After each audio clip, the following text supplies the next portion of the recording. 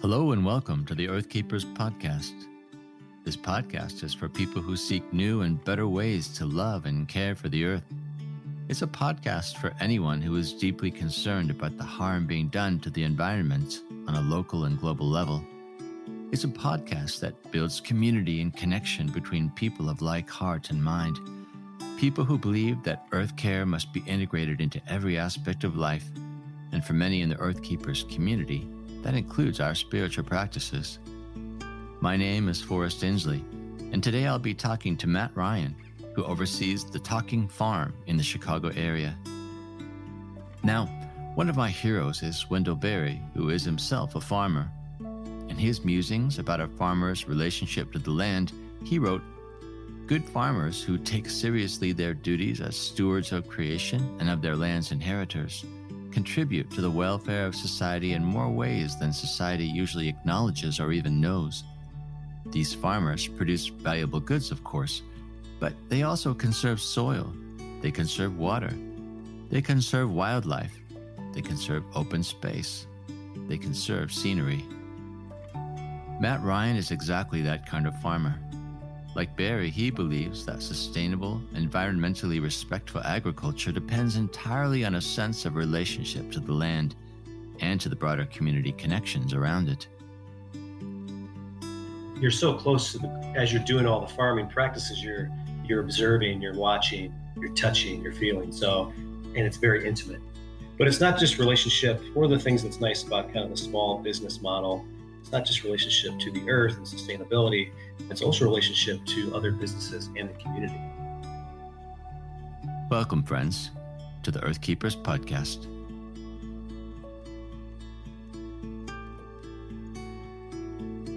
Matt, maybe you could introduce yourself and tell us a bit about what you do. My name is Matt Ryan. I am the farm operations manager at Talking Farm. We're a local non-for-profit, mostly focusing on urban farming. And so we're really trying to do two things as an organization. We're trying to educate the community on where food is grown, or how food is grown, and kind of the importance of local, sustainable. We want to educate people on the issues of why local food is important in community. And then we also we don't want to only teach about it, we also want to practice what we preach. And so we actually want to be a place that actually grows produce for the community. So we're really trying to do two things at the same time. I'm really interested in your story and wanting to know maybe how you got involved with the Talking Farm, but also what were some of the influences that actually drew you into this sort of realm of practice where you're engaging with creation, with agriculture, where it's become kind of a mission for you to educate people? I started as a volunteer with the farm, but prior to that, I was in kind of a job that I did not like. And so that really propelled me to kind of figure out, hey, what might I want to do with my life? And it was during the time of the second Gulf War.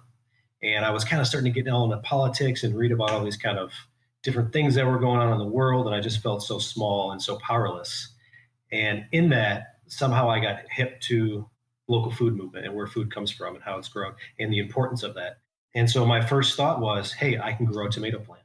And so we started in our church. We built a garden at church. We had like 2 raised beds. I remember it being a really big deal. Like, what size should the raised beds be? What are we going to play? It was just like a lot of questions and all this uncertainty. And then it just kept growing from that. And it just really fit within my wheelhouse. I kind of came from a construction background. I was kind of hands-on. In my mind, it was a revolutionary act to plant a tomato plant. And it was something that I could do almost immediately. I could get started with the mission right away. I didn't have to go back to school, go to grad school, become an attorney, try to become a politician, go become a doctor. This was like right in front of me. And so I just started on that journey and kind of ticked away. And then here we are. How did you learn, though, the skills that you apparently have now and are teaching to other people? So I dabbled in community gardens for probably 3 years. And so I just learned by doing. And then I started figuring out who's doing what in Chicago, all the different organizations. I kind of went out to them, talked to them, figured out who's doing what in the landscape. I started volunteering with the Talking Farm. And at a certain point, at that time, some people on our board of directors worked closely with Chicago Botanic Gardens. And so they kind of said to me, hey, if you're really interested in this, why don't you go to a 9 month certification program? And with kind of the idea that they'd bring me on once I kind of completed this. And so after I completed the 9 month full time program in sustainable agriculture, urban agriculture, I got brought on part time in 2012. I think, though, one thing your story tells us and maybe tells listeners is that there isn't really a high barrier to doing this sort of thing. Probably you would be doing this work anyway, even if you hadn't done the 9 month training course. Is that right? Yes. So, fast forward all the way to 2000 to 2020, I'm a much different farmer than I was in 2012. We're operating at a much more advanced level, growing crops, more robustly per square foot with better methods, better crop rotations, succession planting, yields. So I got in. The barrier to get in is kind of low, but then there's definitely it's a battle to be a farmer. There's lots of challenges. We're growing at about 3/4 of an acre, which is depending on who you're talking to, it's big or small. But there's just a lot of factors in play, and so I wouldn't have been ready to do that in 2012. But now I'm starting to feel fairly comfortable with growing at that level. So you call yourself a farmer, which I find a bit ironic, but also intriguing because where you live really is essentially an urban area. You're part of the greater Chicago area. And I'm wondering, how has that role that you play come to be defined, where you have the boldness to call yourself a farmer, even though you're in an urban context, working a relatively small plot of land? Yeah, so there's a big movement in agriculture right now to reduce the sizes of farms. So there's a lot of market gardeners now that are farming on 1 acre, farming on 2 acres. There's guys farming on half an acre making livings. The idea that the farm has to be 500 to 1,000 acres is not the emergent reality. And so I think the idea moving forward is that you have small market sized gardens, which are about an acre ish, and you just have thousands of them and they're surrounding city metropolises. So it might not necessarily be in city limits, but they're in rural areas not too far from cities. And just the yields are just so much greater on our production versus conventional. So we're planting each square foot anywhere from 2 to 4 times a season. When you think about big conventional agriculture, they might get 2 crops a year maximum. They're also doing monoculture, so diversification is not a part of their scheme. So it's high intensive, high yields, lots of turnaround of production. So I definitely think of myself as a farmer. We're working most of the season out in the fields, but there is kind of a misnomer. I mean, I have uncles that farm 1,000 acres. I have a cousin that farms 1,000 acres. When I tell them I'm doing a 3/4 of an acre plot, they can't even register. I mean, their machinery barely even fits on 3/4 of an acre. It's like two pad. But it's a different style of farming. Market gardening is much different than conventional agriculture. You think that's a good thing, this move towards smaller farms? Because conventionally, as we've probably learned, efficiency does have to do with size. That's at least what I think conventional wisdom is. So what is it about the move towards smaller farms that actually works? That's a good question. Efficiency is something that we're always thinking about in our context. The idea of having more small businesses with manageable sizes versus, I mean, so now with a lot of conventional agriculture, you need to scale up in order to make a profit. So you have to farm hundreds of acres of corn minimum to even make a profit. We're kind of saying smaller is better. If you can keep things more local, distribution can be closer to the source. You also get better versus conventional agriculture. You're definitely getting better yields per square foot and also like prices per square foot. One of the challenges is so if you did have thousands of talking farms, model market farms surrounding big cities, you would have a question of distribution and how you get stuff broken up. So there's been a lot of people trying to fill that gap, and there's people who are basically coming in as a middleman distribution for small scale farmers. And what they're doing is they connect, just very similar to what middlemen always do, is they connect you to they're connecting the produce to existing channels that they have in place, but they're focusing on market gardeners, market farms. And so I think that's part of the pieces to the puzzle. I'm intrigued by what you said about distribution because if you follow that forward, there really are pretty big implications to the idea of produce being created around the cities close to the source versus shipping in everything from California or Florida or what have you Do you find that that's actually becoming a workable system, almost an alternative to this long distance sourcing that we tend to rely on right now? So there's definitely challenges. We work with two food distributors that are trying to do that model currently. And one of them, the biggest challenge is that food prices haven't risen in like 15 years. And so the American consumer is still used to getting produce for very cheap. And now American consumers now also more aware of organic produce. And so they also want it cheap and they want it to be organic. Obviously, there's multiple layers to it can be organic, it can be local, it can be sustainably grown. There's more factors than only organic. But there's some changes that need to happen. I think food prices need to go up from what I can see. Food prices are as low as they've ever been in human history, and they pretty much stayed stagnant when the cost of everything else has gone up. So if food prices do increase, that'll allow more farmers to get into the game and maybe have a chance to make a living. It kind of reminds me actually of a similar dynamic when it comes to, say, the Walmarts of the world, right? People on the one hand say, "Oh, we want things that are made in America, so they're not shipped from overseas." And yet, people are addicted to cheap products, right? They like lower prices, and so it's a trade-off. And so part of that is the educating the community. So it's not the same. The first thing you have to start with is it's not the same product. So a tomato shipped from Mexico to Chicago is not the same product as my tomato from Evanston to Evanston. Nutritional value is much more better in our products because it's closer to the time when it's been picked and harvested. Quality is better. I mean, currently the food that we eat is mostly grown for shippability. You don't see heirloom tomatoes being shipped all the way from Mexico to Chicago because they wouldn't make the journey, they wouldn't make the trek. It's just a different product, and so consumers need to know that as they think about being health conscious and those kind of concerns, it's important to know you want to eat local because it's going to be better for your health, also better for the environment. If the food is grown sustainably, it's definitely going to be better for the environment, and that's just part of the education process. That's part of all this educating the consumer to think beyond just price. And then we talk about sustainability and climate change. Agriculture is a big component in that, and we want people to recognize that and to kind of put their dollar where their hearts are, put their money where their hearts are. What is that relationship to climate change? What are the other factors that actually make a difference if we think in terms of eating local? Yeah, so obviously there's like the shippability component. So you have transportation costs, fossil fuels.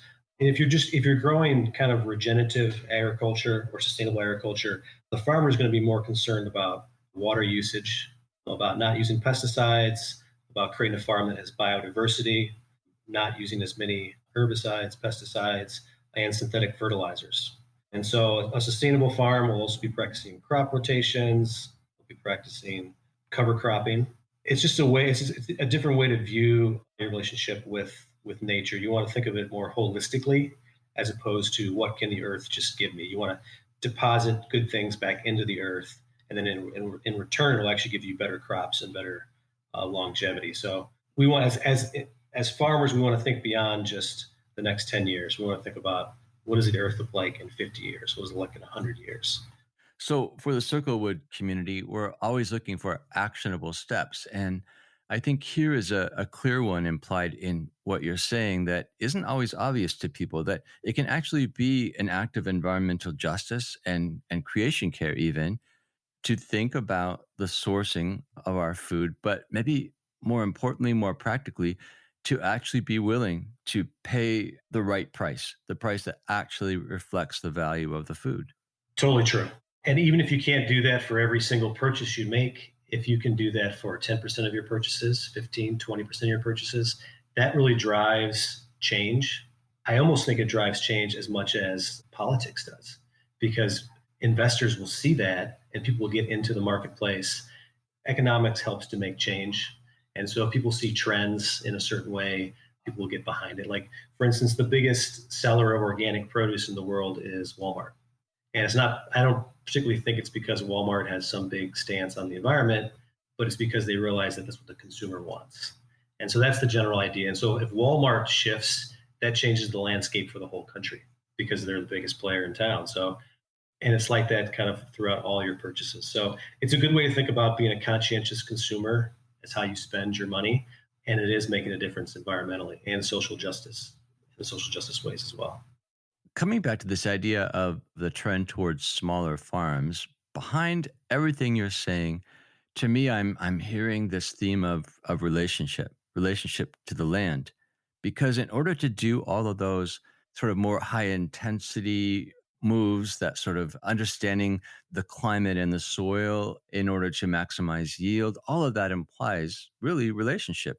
Is that your experience? Yeah, you're so close to as you're doing all the farming practices, you're observing, you're watching, you're touching, you're feeling. So, and it's very intimate.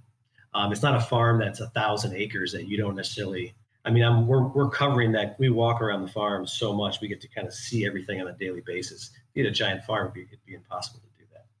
But it's not just relationship. One of the things that's nice about kind of the small business model, it's not just relationship to the earth and sustainability, it's also relationship to other businesses and the community.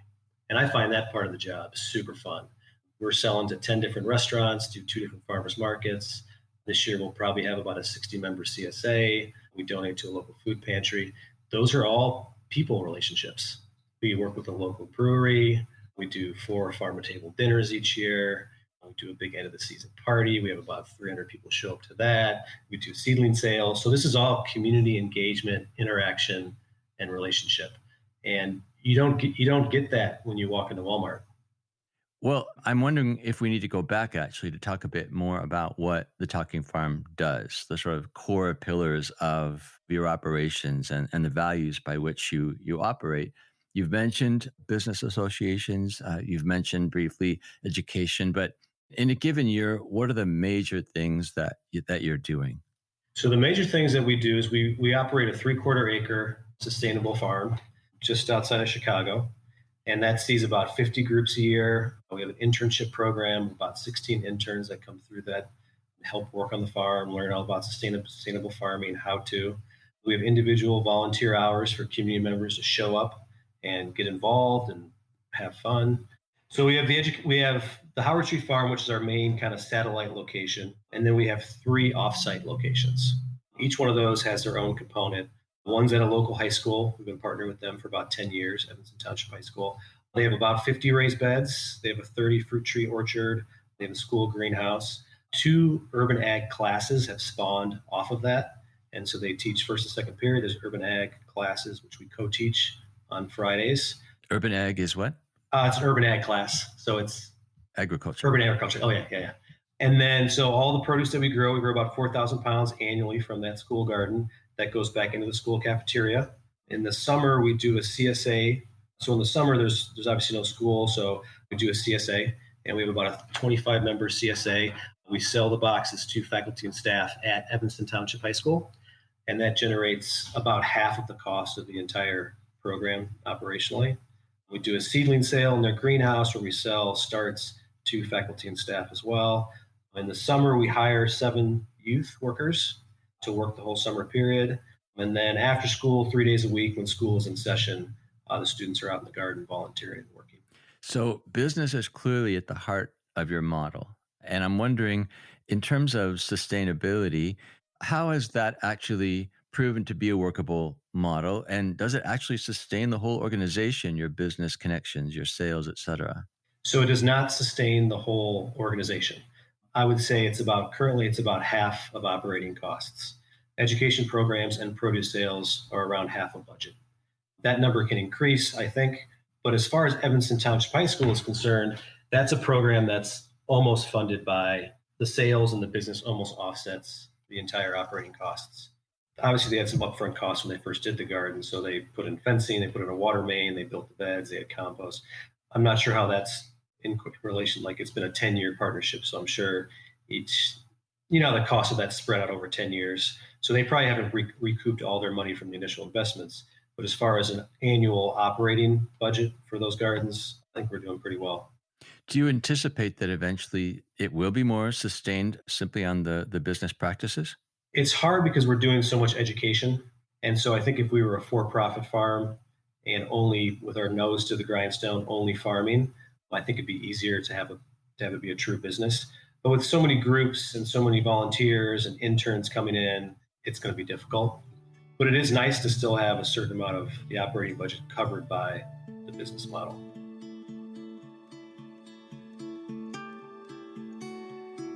When we think about effective earth keeping, we necessarily think in the future tense.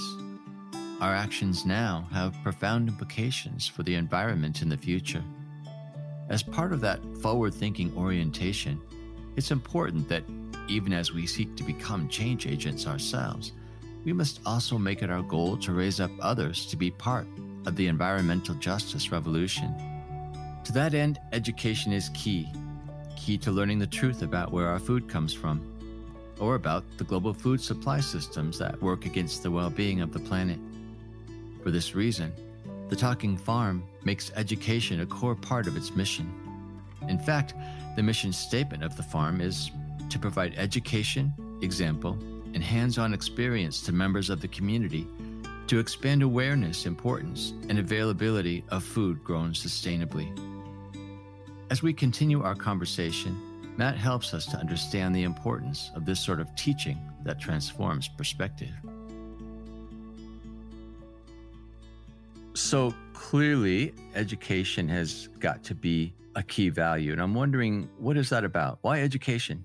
Well, that's so in an urban context, I think that's one of the big benefits of urban farming is that you have access to all these people and different school groups and the community. And there's also the big disconnect from urban areas to rural living or farming. And so we see that as a really good touch point.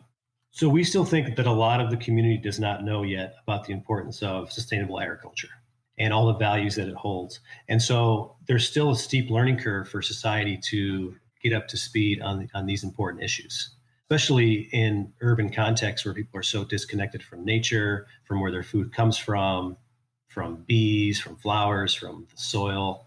We have students that come in terrified of insects, insects that are not even dangerous, that haven't touched soil, that haven't gotten dirty before, that haven't ever seen a tomato plant. It's very important for us to educate the community on why all these things are so important. In some ways, it kind of comes back to relationship again, because you can teach people the science, the methodology in more of an abstracted format. But until the kids get their hands in the dirt, until they actually grow a seedling and see it produce, some sort of fruit or vegetable, I imagine that it's a pretty distant relationship.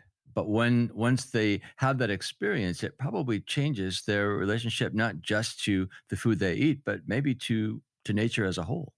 Yeah, our experience is that when a kid grows the plant and then picks it, they eat it and they like it. But if mom tries to give them a tomato from the grocery store, they don't really want it. But if it's their tomato, they love it. So you're actually impacting their sense of nutrition and health as well. From education, it's the hands-on education, just from like digging in the dirt, using your hands, building things, growing things. There's all that hands-on education. But then there's all the environmental stewardship learning. We're teaching these students about social justice in relation to how food is grown, and then healthy eating. Cooking is a component of a lot of our programs. In some of our programs, we also build in a business development model where the students are creating a business model and they're figuring out how to sell produce through the community. What are the best ways to do that? So social justice is a term that you've used a few times, and I am thinking that is another core value of the Talking Farm. What are your social justice commitments, or how do you see that value being expressed in the things that you do? When you think about farming, one of the things that comes to mind for me is immigrant workers who are not being paid fair wages. And so we have a whole food system that's propped up on the backs of immigrant workers that are basically being exploited. One of the terms that they use is called modern day slavery.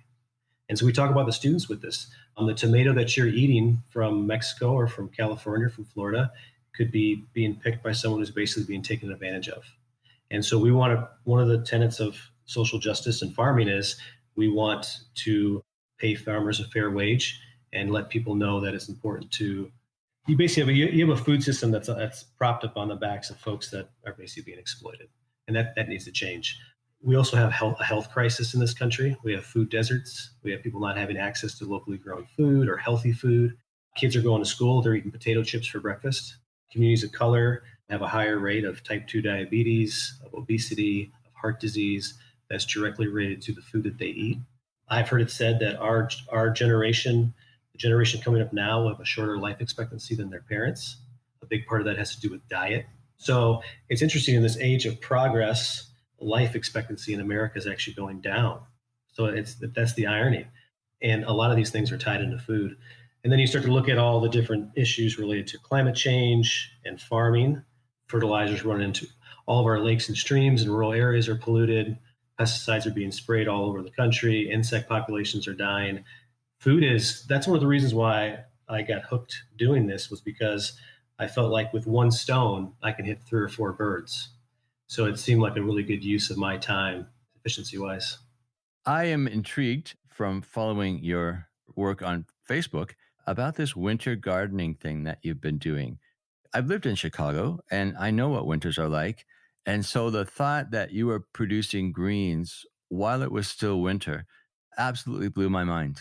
And I thought there is so much potential in this practice because if you can do that and extend your season even into the winter and start very, very early in spring, as you have done, that really actually makes the idea of locally produced produce feasible because you're not limited to just the warm months of the year. Tell us more about that. Like, what have you actually done and how has that worked for you? What do you do to actually grow the vegetables in the winter? It's not as complicated as you might think. We have these structures that are called hoop houses. They're basically giant tunnels covered in plastic. The ones that we have on our farm are 30 feet wide by 75 feet long, and we have three of those structures. They're passively heated. There's no external heating source. The ground temperature throughout the whole season does never freezes. So the air might be 32 degrees, but the ground is still not frozen. You can do what we call kind of a double cover. So you have the big cover of the hoop house, and then inside the hoop house, you have a secondary cover. And each one of those takes you to like a different zone. So you can kind of jump up two zones. And so traditionally, we plant the end of February, and we have our first harvest April 1st, and then we can grow all the way until Christmas. But now, if you took it a step further, you can actually make those heated greenhouses, and that would allow you to have full year round growing. So I know there's guys that I follow that are planting their tomatoes right now, April 1st, in these heated greenhouses. I'm also curious about some of the things that are happening in the cities and even in Chicago with this idea of interior gardening where people are actually converting warehouses and buildings into production kind of workshops or small mini farms. Currently, there's in Rochelle, Illinois, there's a 15-acre greenhouse that they put up within the last maybe 3 years called Mighty Vine. And so they're growing tomatoes year round and they're shipping them to Chicagoland area. And in the middle of winter, you're cutting through this tomato and it's red and juicy and tastes good. And so they've just cut out Mexico, Florida, California in the summer. Now it's a much bigger capital expense, and you kind of need real investors. But from what I can see, it's a business that's actually making money. There's also another producer in Chicago called Gotham Greens, and they have these greenhouses on top of buildings, but their greenhouses will be almost an acre in size. It's much more assembly line. It's much higher production. It's kind of more of an exact science. They know their true costs, and it's kind of like the Henry Ford or assembly line of agriculture. Whereas for us, it's a little bit harder to get a fix on true costs with labor. But I've talked to some of these guys, and they're saying things like our current price for production on a pound of leaf lettuce is 225. We're trying to get it down to 220, and that's a real business model. I think it's very feasible. I don't necessarily think those would feed all of Chicagoland, but if you convert a lot of this current agricultural land that we have for corn and soybean to kind of market farms, that would fill the gap for sure. Now, I want to call attention to the fact that we can all hear kids in the background, which is a direct result of this whole COVID-19 issue that we're facing right now. Everyone's at home and working from home, and everyone's with their kids if they've got kids. I'm wondering if you could talk to us about your response to the coronavirus. How has that impacted the work of the farm? How has it impacted you? As far as the farm is concerned, we've deemed our services as essential. And so the governor said if you have non-essential work, stay at home. But we've deemed that agriculture and growing food for the community is essential and people need food. So as far as production is concerned, we're full steam ahead. This is spring, so we're really busy. We're just not going to do as much education. because we can't have big groups. We can't, all the schools are closed anyways. But if we don't, now is the time to plant. If we don't plant now, when summer comes and education resumes, we won't have anything in the fields to grow and teach from. So we're full steam ahead, and we see what we're doing as very important for the community. We're probably going to increase our direct sales to the community and take a step back from restaurants. And so we're actually going to be getting food directly into the hands of the community. We also donate 10% to a food pantry. So last year we donated about 2,000 pounds. So that'll continue. And those are folks that don't traditionally have access to fresh organic produce. So we're full steam ahead. I've been thinking about the Talking Farm and the work that you do, especially again in terms of this valuation of local economy. And I've been thinking that, in some ways, to have a more localized economy, you're actually preparing yourself as a community for crises like this, because it means that you aren't necessarily cut off from sources that are more distant, that in fact you have more control maybe over the production system and are more likely to actually be able to obtain food and not face shortages, for example. Do you think that that's a reasonable conclusion I'm making? I think it's 100% true and reasonable. I think when you overlay climate change on top of all of that, you need to have localized economies and definitely localized food systems. I would make the case that it's actually a national security issue. Most of our food currently is grown in California. California has been going through a drought for the last decade, long time. We need to put eggs in different baskets and they need to be closer to home. When it comes to everyday folks, obviously, we've talked about how they can pay more attention to local food sources or where their food is sourced from. They can maybe be willing to pay the right prices for food, pay attention to the quality of food as well. But I'm wondering, in terms of actual engagement with farming, with urban farming, with backyard farming, with gardens, do you think that there is possibility in people increasing that kind of activity to combat, say, this virus crisis? It's interesting. So it's springtime, so we're doing a lot of our seed ordering, and I'm calling our normal seed companies. When you call, the first thing they do is they hit you with a recording. And two of the seed companies that we purchase from mostly are saying things like, we're currently under unprecedented seed sales. And so everyone is calling these seed companies almost in panic, and they want to buy seeds and try to grow their own food. The only problem is a lot of the folks that are doing that also don't have any experience growing food. So there's a bit of a learning curve. So I've talked to some of these operators on the phone, and people are asking, there was one lady that was asking them, can I grow blueberries in my living room? And how would I do that? But as far as people growing food in cities for themselves, I think it's very important. During World War II, there was the whole victory garden model. I think if push came to shove, you would see that pop up real quickly in urban areas. I don't think that it will be enough to actually feed our big metropolises anymore, but it's definitely not going to hurt. But I think if you just go just outside of city limits to all the rural areas, there's plenty of farmland that can be used for food production. Then it would just be a question of distribution.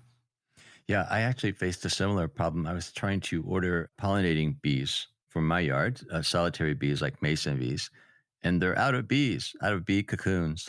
So I don't know what to do. So if you know of a good source, just let me know.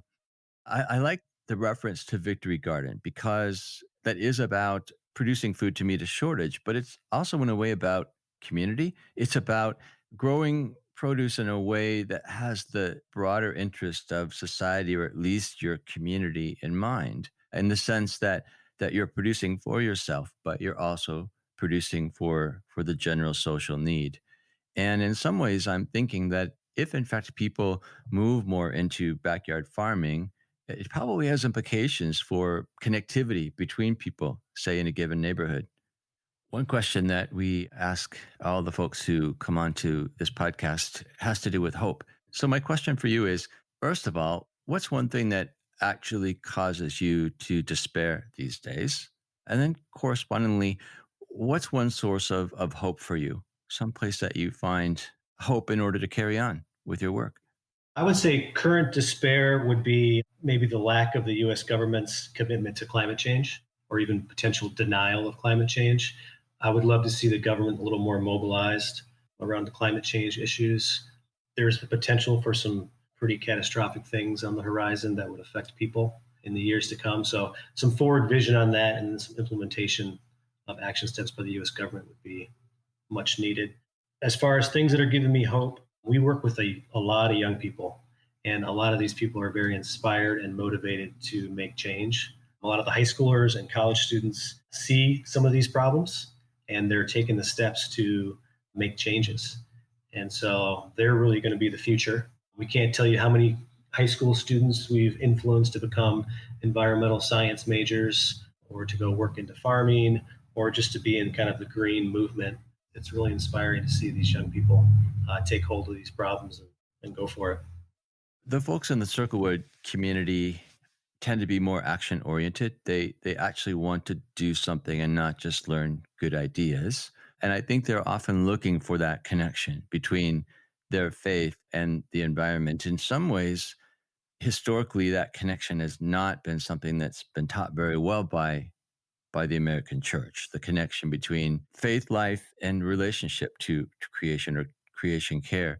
I'm wondering if you were to give advice to folks like that, what are some of the actionable things that people can actually consider doing as expressions of, say, social justice or even expressions of worship? Yeah, I think we touched on some of this stuff. How you spend your money, becoming a conscientious consumer is a very actionable step. It might not feel very revolutionary or rooted in social justice, but how you spend your money as a consumer in America is super important. And so even if you dedicate a certain amount of your money to purchases that you can feel good about, conscientious about, that's a big start. If for some reason you can't grow the food yourself, you can pay someone fairly to grow it. You can come buy produce from us, per se, if you don't have a backyard. That's part of the reason why we're here. We can grow the food that people can't. The other thing is, from my experience, plant a tomato plant. That's a very revolutionary experience or action rooted in social justice and in action. And so if you have a backyard or if you have pots, start trying to grow as much as your own food as you possibly can, or support a local farmer. I'm wondering also about the faith component. I know that the Talking Farm is not a faith-based organization. What is the connection between your faith and the work that you do? It's definitely a big motivator for me. One of the first commandments we find in the Bible is that in the Garden of Eden, God told Adam and Eve to tend the garden and take care of the land. And so I think that's what we're doing. We're taking care of the planet that God has given us, and we're trying to steward the planet in a way that is sustainable, in a way that kind of honors creation. And then once you wrap into farming all of the social justice implications, the belief is that God is a God who cares about the poor and cares about people. Social justice is near and dear to his heart. And so that's what we're doing. Social justice is the major component of urban farming.